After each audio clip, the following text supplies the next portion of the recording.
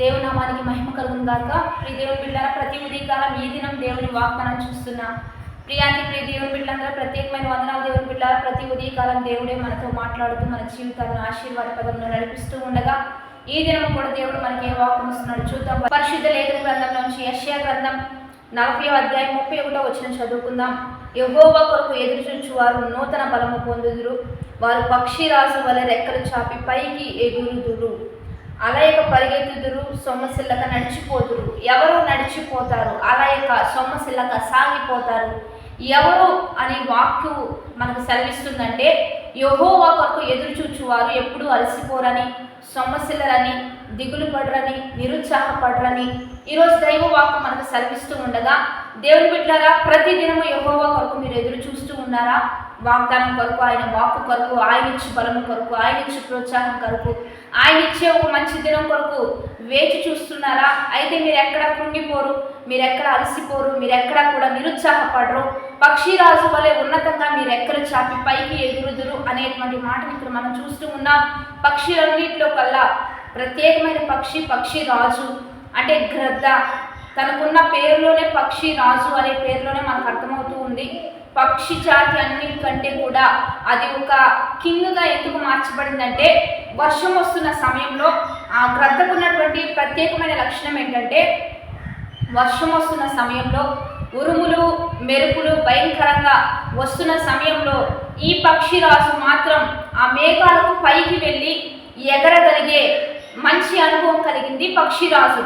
ఇప్పుడు వర్షం వచ్చేది మేఘాల నుంచే, కానీ ఆ మేఘాల్లో వర్షంలో తడవక ఆ మేఘాల క్రింద అన్ని పక్షులు తడిచిపోతూ ఆ ఉరుములకి మెరుపులకి హడలిపోతూ ఉన్న ఈ పక్షిరాజు మాత్రం ఉన్నతంగా వాటి పైకి వెళ్ళిపోయి ఆ వర్షంలో తడిసిపోకుండా, ఆ మెరుపులకు భయపడకుండా, ఆ ఉరుములకు భయపడకుండా చాలా ప్రత్యేకంగా ఉంటుంది పక్షిరాజు. కాబట్టి దేవుని బిడ్డలారా, దేవుడు కూడా అదే సెలవిస్తున్నాడు. మీ మీద మెరుపు వంటి శ్రమలు వచ్చినా, ఉరుము వంటి శ్రమలు వచ్చినా, ఒక అలజడులు గాలి తుఫాన్లు మీ మీదకు వచ్చినా మీరు నా కొరకు ఎదురు చూస్తే మీరు ప్రత్యేకంగా జీవిస్తారు, ప్రత్యేకంగా ఎగురుతారు, ప్రత్యేకంగా నడుస్తారు అని దేవుడే సెలవిస్తూ ఉండగా ఏది వచ్చినా ఒక ప్రోత్సాహం, ఒక బలముతో ఒక ప్రత్యేకమైన జీవితాన్ని మీరు కలిగి ఉంటారని దేవుడే సెలవిస్తూ ఉండగా యెహోవా కొరకు ఎదురు చూస్తూ నూతన బలము పొందుకుంటూ పక్షిరాజు వలె ఉన్నతంగా ఎగురుతూ అలయక సొమ్మసిల్లక సాగిపోయే విధానంలో మనందరం ఉందాం. అట్టి కృప దేవుడు మనకు తోడై ఉండి నడిపించబోతూ ఉండగా ప్రార్థన చేద్దాం. పరిశుద్ధుడా, మహోన్నతుడా, గొప్ప దేవ, ఈ దినం మీరు మాకు ఇస్తున్న బలమును బట్టి, ప్రోత్సాహాన్ని బట్టి, ధైర్యమును బట్టి నీ నామానికి ఎంతగానో మహిమ కలుగునట్లుగా మేము స్తుతిస్తూ ఉన్నాం.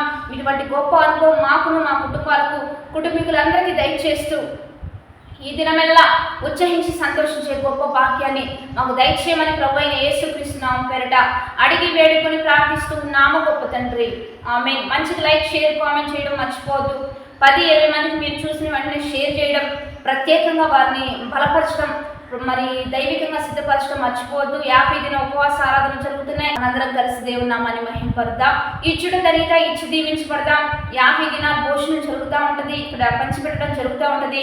చక్కగా ఇచ్చి దైవికంగా సిద్ధపడదాం. Have a grateful day. Amen.